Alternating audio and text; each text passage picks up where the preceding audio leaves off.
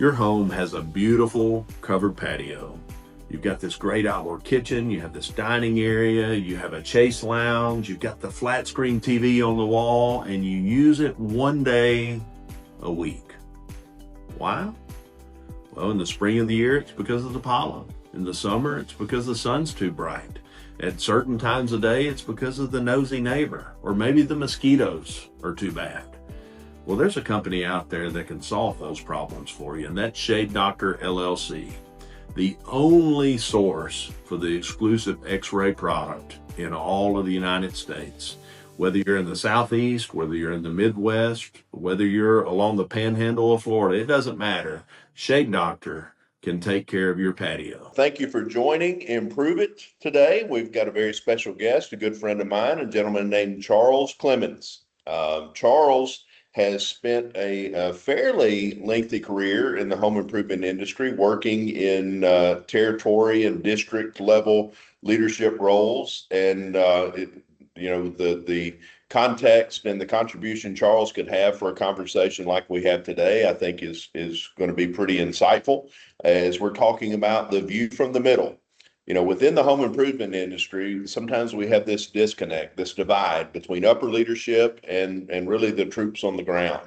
So we think about the view from the middle, what the top forgets and what the bottom never really gets to know. So Charles, thank you for joining us today, and I look forward to this conversation.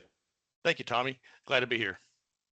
Very good. So Charles, give me just a little snapshot of your career. I mean, we don't need the 20-minute version, but just kind of a little bit of a history about where you've been and the types of roles that you've been in. Oh yeah, sure. So I started my management career and I was in my 20s. Became a store manager and started managing retail locations, and then I went all the way up from there into district roles, regional roles, and was just recently a regional sales manager for the Southeast. Okay. And some of the organizations you worked with when you worked in like true retail in stores, what was that? It was the drug retail business. So started off with Acre Drugs, and then later on moved with Rite Aid and all the way up to before that I left there. I did that for about 20 years. And at that point I was doing district levels, managing 28 to 30 stores. Okay. And then I got my shot for construction. And that was what got me. I've been doing that about 15 years. Okay. And that's where we met back. Yes. I don't know. Now it's been 7 or 8 years ago. Tell me just kind of briefly about some of the organizations you've worked with in the home improvement space. Oh, so in the home improvement space, I've worked with Bath Fitter, or Bain Magique in Canada. And then I've also worked with patio enclosures. Okay. And Champion windows and exteriors as well. Okay. All right. Well, excellent.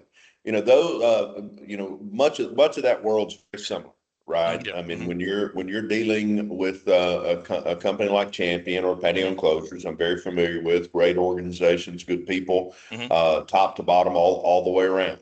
But when you're dealing with an organization like that, sometimes, and because I see this in our world today, sometimes there can be a bit of a disconnect, and I think that disconnect exists for a lot of different reasons. And I suppose it's going to be pretty well the same just about in any, in any industry or any organization, right? You have folks at the very, very top of leadership, and then you have folks like you and I have spent a large part of our career right there in the middle. Yep. And then you have kind of the boots on the ground. You have the sales consultants. You have the installers. Maybe you have the clerical people inside the offices and that sort of thing. And there seems sometimes just to be this vast delta between the culture between the two, right? I call it the disconnect, and it's something that we fight very, very hard against in my current world. But I'd like to talk about that because I think you have a pretty unique perspective, being at a district level and a regional level in the home improvement space where you have to get folks out into the field, out into a home. You've got to promote a company and obviously sell a product, because ultimately nothing happens until something gets sold, right? Yeah, correct. So you have to sell a product. You have to manage that process that leads to the install. And then the install has to take place. You have to collect payment and keep a happy customer. Yep. Okay. And so there's so many layers to what makes that possible. When you're just looking at one territory, let's not think about like a scaling enterprise organization. So let's just think about in one territory. Obviously, someone has to lead. Yep. Okay. And, because you come out of the military, right? You have a military background. Yes. And again, thank you for that service. And that means a lot to me today, as I have a son currently serving in some, interesting times, to say the least. Yes. But, there are folks that lead and there are folks that follow, right? Yes. Mm-hmm. When we're dealing with that branch model, what do you see as the primary disconnect between the two? Yeah. So first, thank you for your son's service. I appreciate that. Well, yeah. He didn't ask me. Yeah. I know. As it's different as a father, for sure, definitely.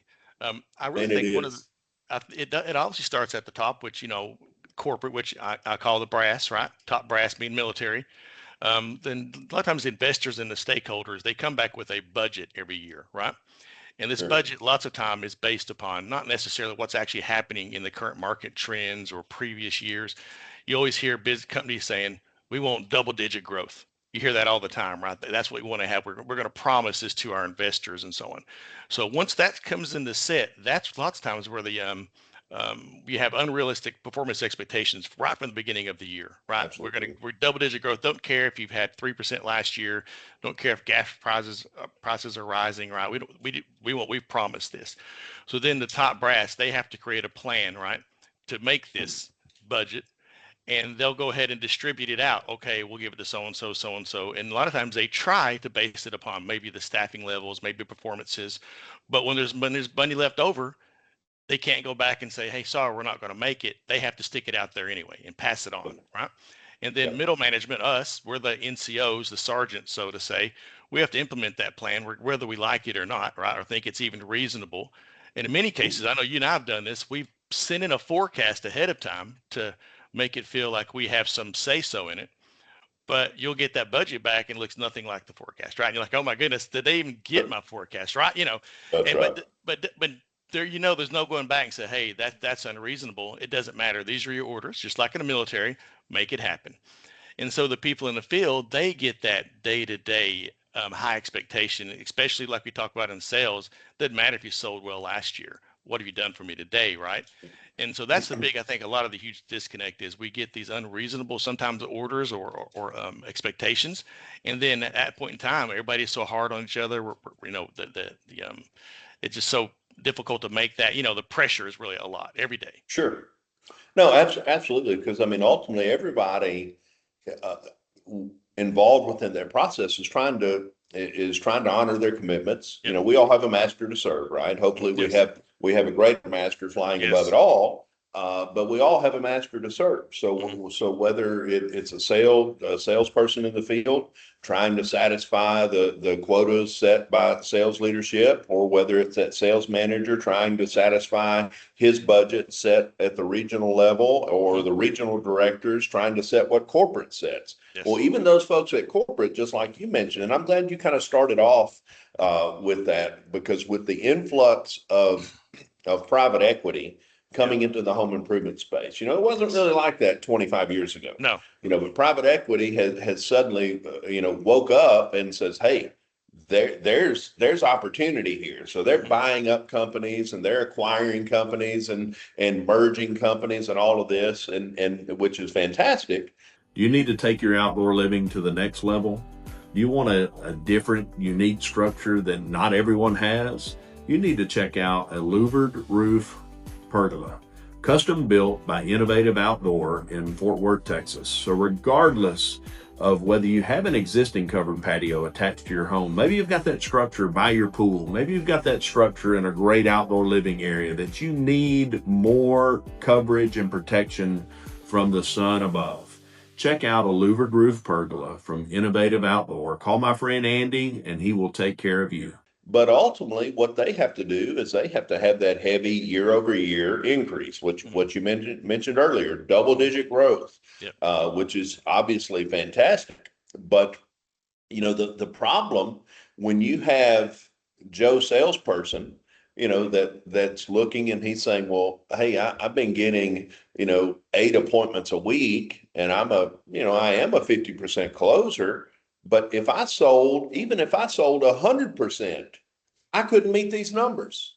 Yes. So I think to where this has started going wasn't really where I anticipated going first, but this is great because I think part of the reason for the disconnect between the very top and the very bottom in our organization has to do with some unrealistic expectations. Yes. And I'll share this. One of my previous employers that loved to spend $150,000 or $180,000 every month on TV ads that came on after the Wheel of Fortune. Okay, Yeah. Made 0 sense to me. I fought against it, fought against it for 18 months. I was responsible for the P&L in my territories, but I had no say over my ad budget, right? And one of the latest budgets I got, I could have literally sold with our sales team in our local market about double of what our average sales performance was, which we were in the 42-43%.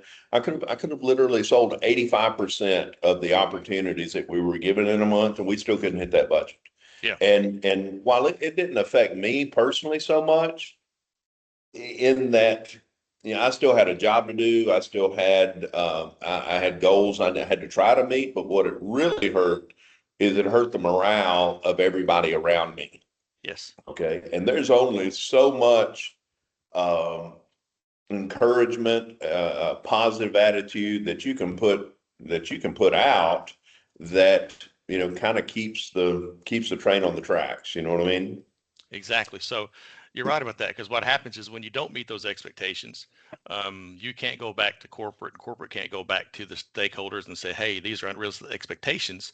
What has happened is like, why aren't we making these? Well, obviously the people in the field aren't motivated enough. They're not doing the right things. Yeah. And then you start bringing them more pressure and more rules and start trying to, more micromanagement on them. And then that morale gets even lower, because, they can't do it themselves. We have to do it for them, that type of a thing. And then, it just starts spiraling. Or my favorite, they're just not following the process, Charles. Always, right? every time. Yeah, it's never a bad lead, right? It's always, they're not following the process exactly. And then then they start thinking, well, I have to make these numbers, because obviously the higher up, the less, job security you have if you don't make your numbers.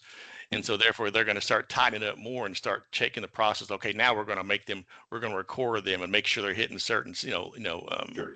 Instead of using that recording for coaching, now we're using that recording to catch them and punish them. And then you start using leads, that we're going to take leads from this individual because he's not doing this. And then, like you said, the morale lowers.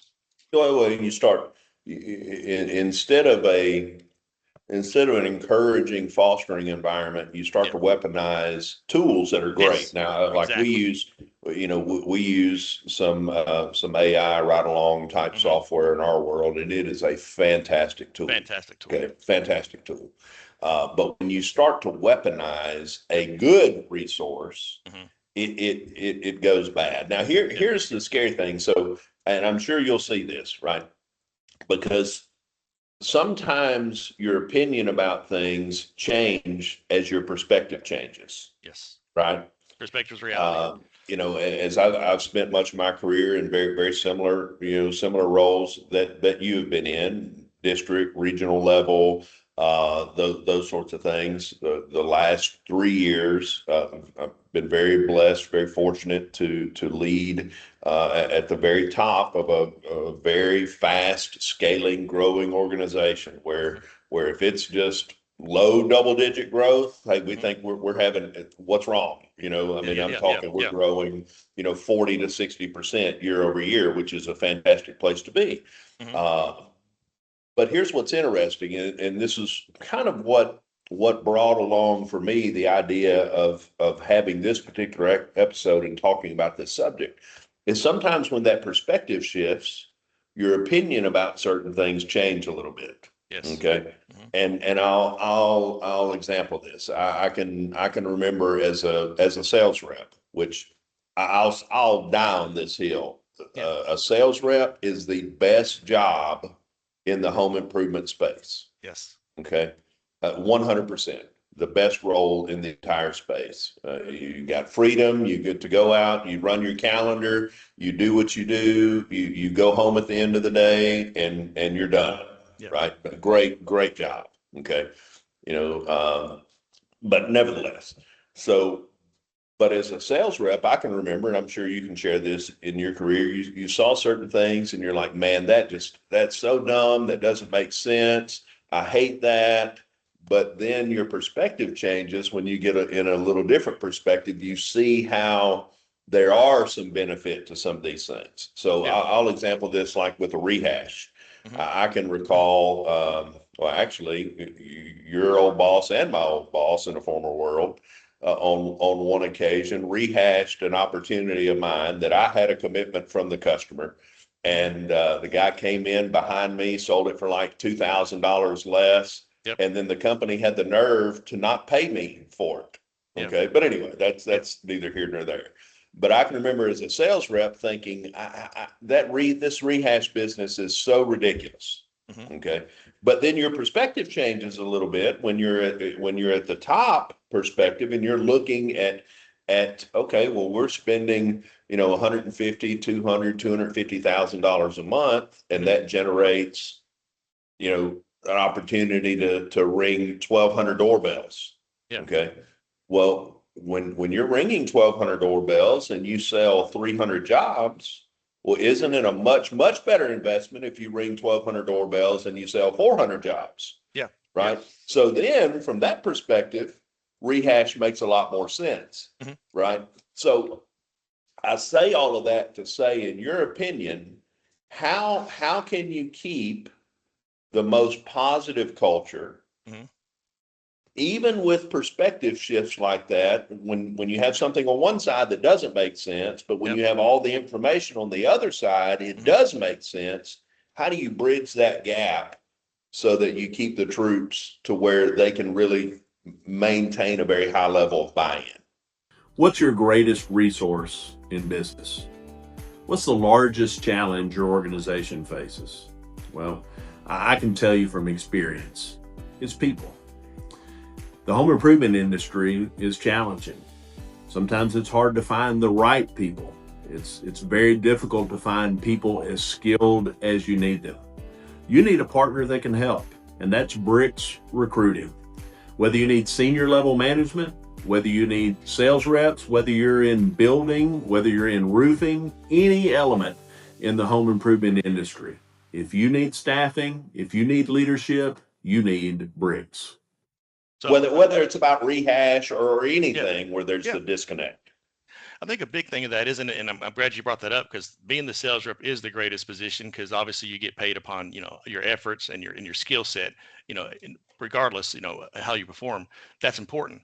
But what I find is because, like you said, the rehash, you mentioned that you actually had already sold that, but they rehashed it anyway, right?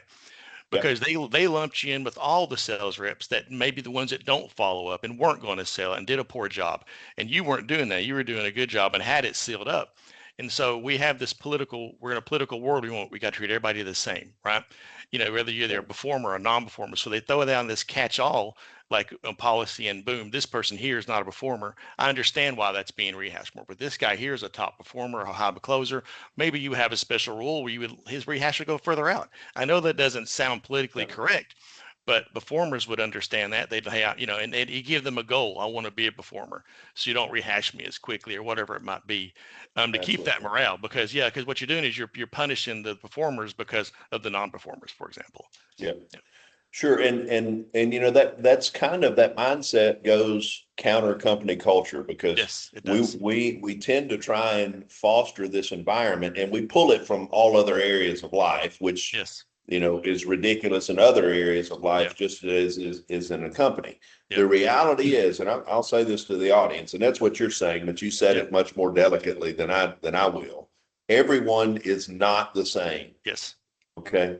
So the reality is, while you need to treat people fair and equitably, everyone's not the same. Yeah. Okay. Yeah. Charles, so let me ask you this. Just we'll chase that rabbit for a moment. Yeah. If you had two sales reps, Uh-huh. one of them was a 60% closer, Mhm. and one of them was a 20% closer. Mhm. The 20% closer's grandmother calls in and says, "Hey," and maybe she doesn't know what you know, that it's the person's grandson, but she doesn't know he works there, and says, "Hey, I'm interested in whatever product you're selling," and she doesn't request the 20% closer by name. Yeah. Who do you think should get the appointment? No, obviously I'm going to do this because I want to distribute leads based upon performance, right? That's the smart Sure. thing to do. It also motivates the employees to obviously, hey, I'm the performer, so I'm going to get the best shots. And if you want to get the best shots, be the better performer, I'm going to pass it straight on to the 60, and I'm only going to the 20 when I've loaded up my 60, for example, right? And I've maximized it. Exactly. Exactly. Again, that's a bit of a hyperbolic example, Yeah. right? But it's true. Yeah. Okay. Everybody is not the same. So we No. bring all of these programs, and we try and foster this culture in our organizations where everybody's the same. Well, look, man, I don't live in the world where you can roll in a field of wildflowers and hug a puppy and everything's okay. I live in a world that is a merit-based culture and society. Okay. And because what we do is unique. It's for some people and it's not for others. And that's okay. But here's what's interesting to me about it. And while this is a little bit different sideline than our premium conversation, is who really gets to decide who's going to be the 60% closer and who's going to be a 20% closer? Yeah. It's not me. It's not corporate. It's the sales rep himself. Yeah. It's the sales rep. Yep. Okay. Maybe the 60% guy has a little bit more innate ability, right? But while talent helps, so much of what we do every day in this industry is a learned skill. Yes. You don't just roll out of bed and understand certain things about this world that can make you better. It's a learned skill. Oh, definitely. The effort you put in, the time you put in, and just not giving up, right? And having those processes and following up with customers, and doing the right things in the presentation makes the difference. That's how you get to be that 60% closer. Yeah. So if you had 60 to 90 seconds to give your pitch to the folks, and when I say the top, the bottom, it almost seems disparaging to the bottom and over complimentary to the top. But understand what we're talking about, the view from the middle. If you had 60 to 90 seconds to talk to folks that were sales reps, that were the schedulers, that were the local market office administrators, just in the local branch level of the home improvement industry, and give them 60 or 90 seconds of advice about perspective and really how they have to understand the world at the top. Yeah. What would you say to them?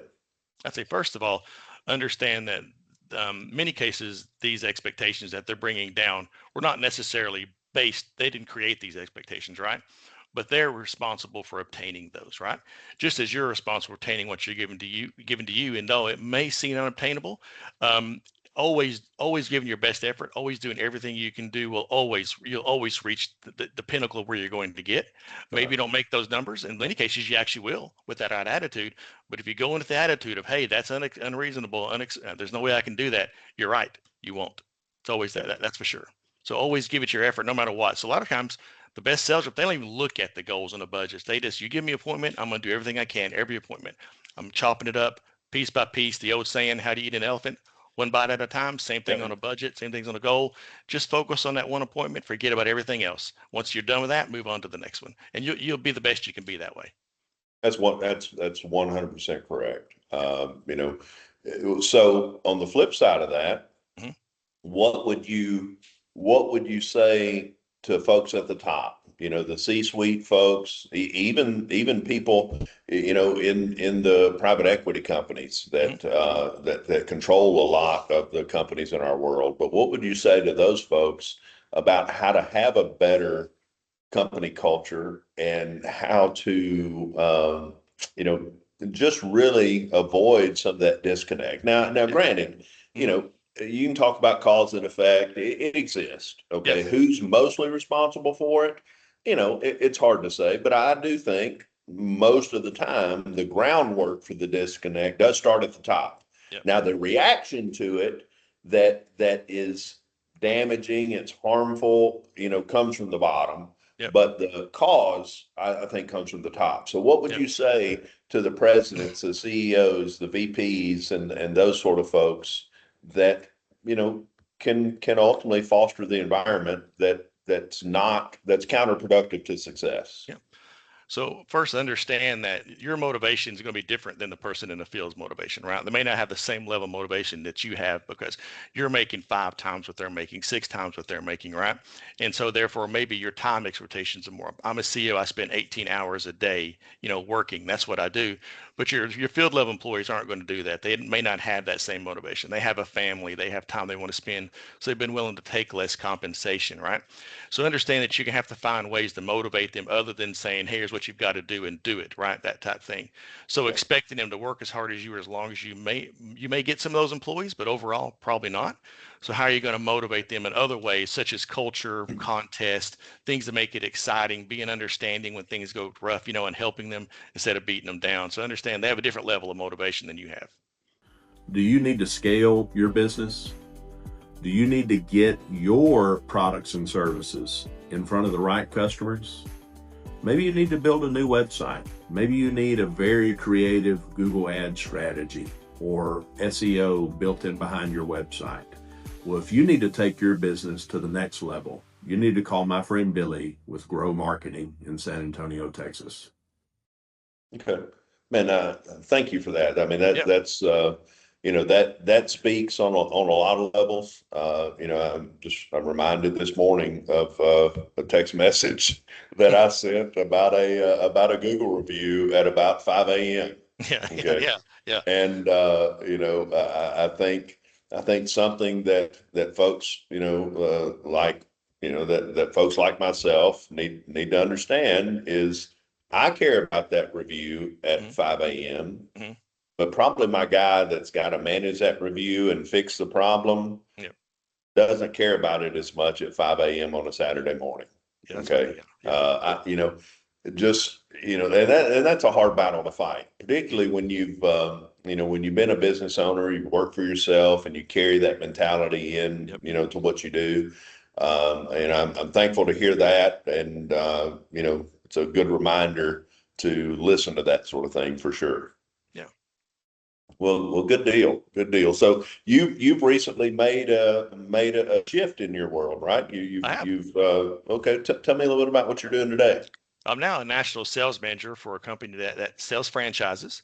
So what we do is they purchase in franchises, and then I'm support to kind of help them, especially when you first start, be like your sales manager. Maybe a lot of the new owners don't necessarily know sales, so I'll help them with the sales process, how to do that, and then as they bring on sales reps, help mentor and coach them as well. So a lot of coaching, just trying to help support them because their success is our success. So I'm really like a Okay. corporate support for new franchises and owners.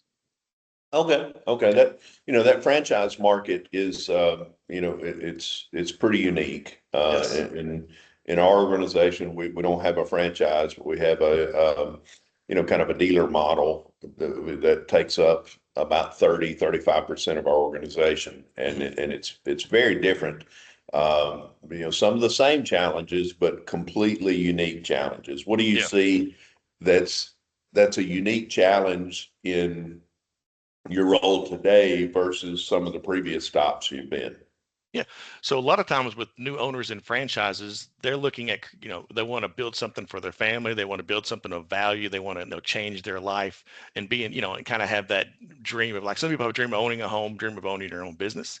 but they don't necessarily come with all the skill sets they need. They don't come in with understanding of both ops and sales, right? And maybe administration. So that usually they come with one of those experiences, but not all three of them. So they need a lot of support. And like most organizations, ours has support in all three of those: sales, operations, and administration.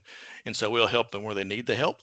And that's what you see. They just, and then they slowly have to, they can't come in and just, okay, I'm going to hire an ops manager, I'm going to hire a sales manager, I'm going to hire an office manager. They usually got to come in and do all three roles until they can build up enough, business, and then they can start adding those pieces. So just helping people that don't have experience in certain parts of it, be sure they're successful. Okay, that's so. I mean, that's pretty awesome because Yep. it's still kind of similar, right? Yep. You're having to bridge certain disconnects, whether it's a disconnect in a mentality between one team or different roles. You're still having to bridge the gap. Yep. And much of that in that world will just be bridging the gap based on knowledge. Yes, And exactly. we see that with a lot of our dealers. I mean, Yep. And by and large, what we see in that world is, somebody, hey, they know all about sales, but they know Yep. nothing about install, or Exactly. they've been an installer of some sort of home improvement product forever, Yes. but they've never ever sold anything. Exactly. And we find both can be equally successful. But I'll tell you what's pretty interesting in our world is we've seen some of the very most successful. They have zero context, zero experience. Yep. Okay, in the home improvement space. Yeah. Now, maybe they were, selling cardboard boxes or selling equipment or something like that, but they've never lived in our world. And we see the folks that come in our world from that pedigree. Yep. Having much more of a clean slate that they just trust what we tell them to do, and they just go and execute it, and they're very successful. Yeah, they lean on the process because they don't know any better, so to That's say, right. right? They don't have bad habits. Exactly right. And because you do, and you get someone with a lot of sales experience, it's hard to help them in sales because they already Sure. know everything, and but then they'll listen to you on operations, and you see a huge improvement. So I agree with you completely on that. Absolutely. And we see this in our corporate controlled markets as well. Sometimes that guy that's been with, and this is a great organization, nothing against it. But the guy that's been with Leaf Filter for 20 years selling, Yeah. that maybe they come over into our world and they have way too much of, well, hey, we used to do it like this over here. Exactly. Right. Yeah. And sometimes that's the biggest obstacle that a person can have. They can't be objective because we used to do it like this over here. Yeah. It's a big problem. And that comes into play some with our earlier conversation as well. But I think it manifests not only in salespeople, but it manifests in leadership. Yes. I've seen far too many times, a changeover in leadership. And then they just come in and they try and make their new company the old company that they fled from, right? Yeah. You recall a number of years ago, your world and mine, a large segment of leadership came from one company, took over a new company, and the next thing you know, it's like 2.0 of that former world, and a lot of times it leads to a mass exodus, unfortunately. Exactly. Yeah, you're right. So what is the biggest thing collectively that organizations can do to have a stronger culture so that folks are more prepared to work as a team? And I'll tell you one thing that I try and foster, and in a moment you can tell me if you agree.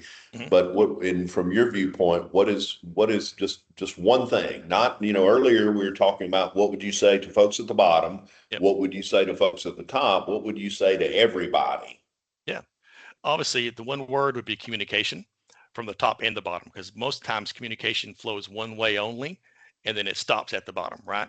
And then occasionally a company will say, oh, we want to know what you have to say, and they'll open up this channel to communicate from the bottom, but then they rarely act upon it or even communicate or even give feedback on it. So you have to have that both ways, and both sides, top and bottom, have to be able to be agile enough to adjust quickly, right? We usually see it, the expectations for the field always to adjust, but corporate is very, very slow to adjust. So if you can be a company, you want to be the best, be that company that can do both ways, and then you're going to be dominant. Absolutely. I couldn't agree more.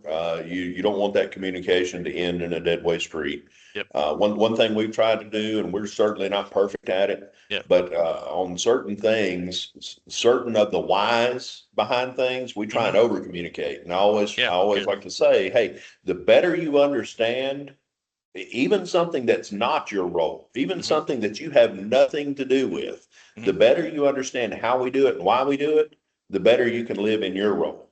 Okay. And we're definitely not perfect at that, but I think we do a reasonable job, and I think we'll continue to do a better job. Exactly. Because if you don't give someone a why, they'll fill in their own why. And That's it's right. not necessarily going to be the good one. You know what I'm saying? It may be based upon experience. A lot of times that why is like, hey, they're trying to take advantage of them again. And that's what they throw in there because you didn't give them the actual why. Exactly. I agree with Absolutely. that. Yeah. Well, Charles, look, man, this has been a fantastic conversation, and I think you and I could probably do this for several hours. Yes. Unfortunately, we don't have that much time today, but it is great to get to catch up with you and talk with you. And thank you for joining us today. And look forward to hearing about all your success in the future. Thank you, Tommy. Appreciate you. All right, buddy. Thanks. Have a great day.